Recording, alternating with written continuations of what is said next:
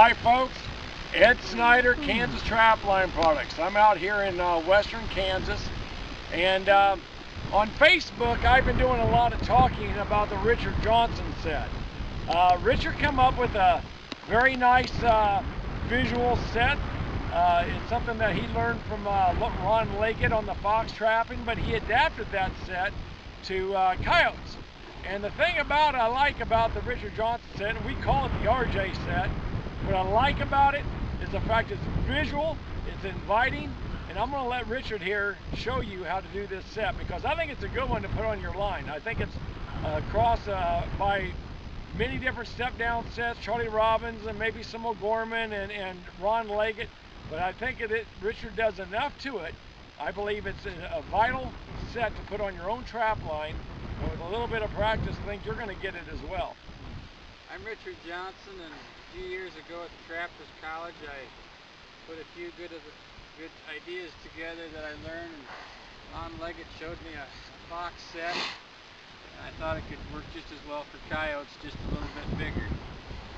The first thing I need is a spade, and I cut it down a little bit. A lot of times I don't even need a drill. I just dig my trench down and use this spade. I'll start in on it here, and I throw the dirt to the left and right and toward the back, and that makes a very visual set. If the wind isn't in the right direction, you're still going to get some attention because they use their eyes just as much as their nose. If you have permission on one side of the fence, not the other, you can use this set to attract them over to your side of the fence. But I go pretty deep with the spade. Keep putting the dirt around and behind and to the sides. A lot of times I'll go about 24 to 30 inches deep, or back from where the trap is. And then right here where the trap is, I like to have them step down into the basement to get the groceries. And this dirt comes out to the side also.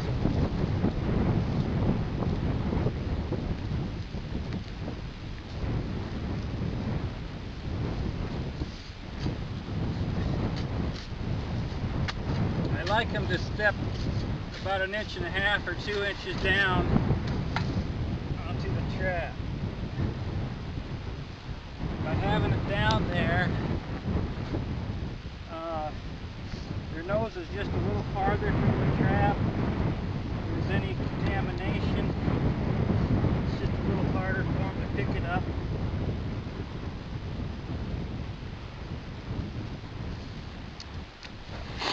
I always set the trap with the ears long ways with the hole, and it beds real quickly. If I use the drill, I like to go straight back in, and I don't go to the very bottom of the trench. I leave it up a little bit.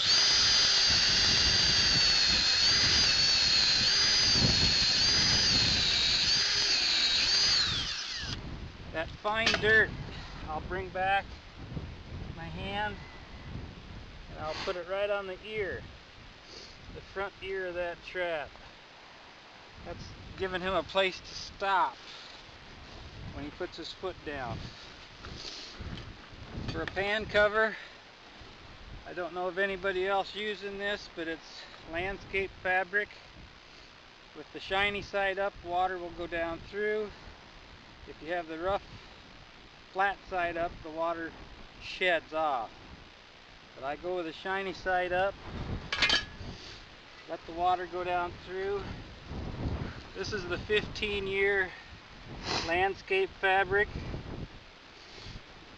It's the heaviest on the market. It's almost like a little piece of canvas.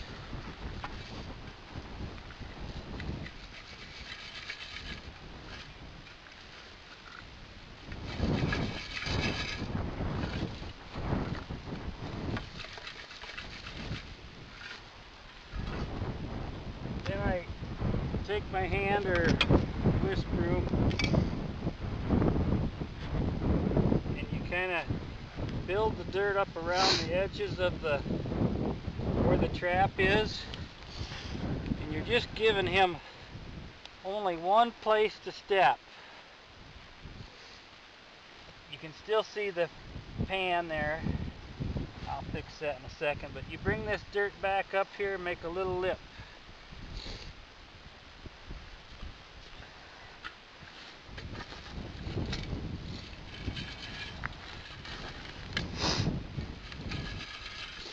The dead side of the trap is on my right, which where the dog comes across the jaw. I'll put a little clod there.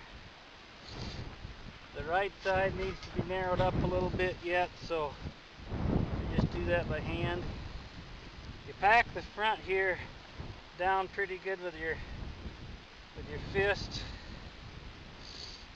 And basically that just gives him one place to put his paw.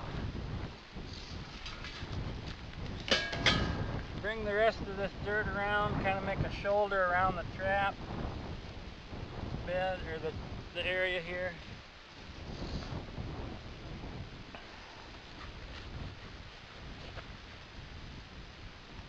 So Richard, right in front about here, how much of a drop is it for the coyotes there? Oh, it needs to be at least an inch to an inch and a half, because then he's committed, and sometimes you'll get 2 feet in the trap. A lot of times 2 paws will be in the trap. But right now the set is ready for the lure and bait, and the whole visual part of this now, it's to get the coyote excited. He thinks a badger was here digging, and if a badger was here digging, or an animal digging, that means there's got to be something there as far as bait. What we're going to use is Last Stop, and we put that down our hole that we just drilled in there. So you're quite a ways down, aren't you? Yes. I mean, that's a nice deep hole. We're quite a ways down. Then we give him a teaser. This is the second thing to excite him. First you got the dirt to excite him, now you got the wool. You can find wool from a dead sheep, that's better. A dead sheep has a different odor, the wool has a different odor than just a regular wool. The next thing we're going to do is we're going to use a little, this is a Western call from Stambros. Not only do they have a steak to eat down there, they got a salad bar to go with it. That's another little excitement.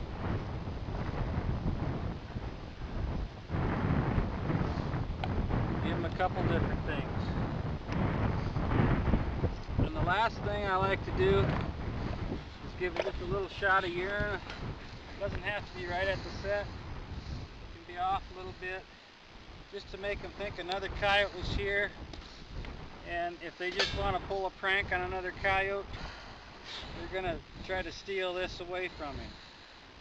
So try to keep him excited. An excited coyote is not using his common sense, and if he's not using his common sense, he's a dead coyote.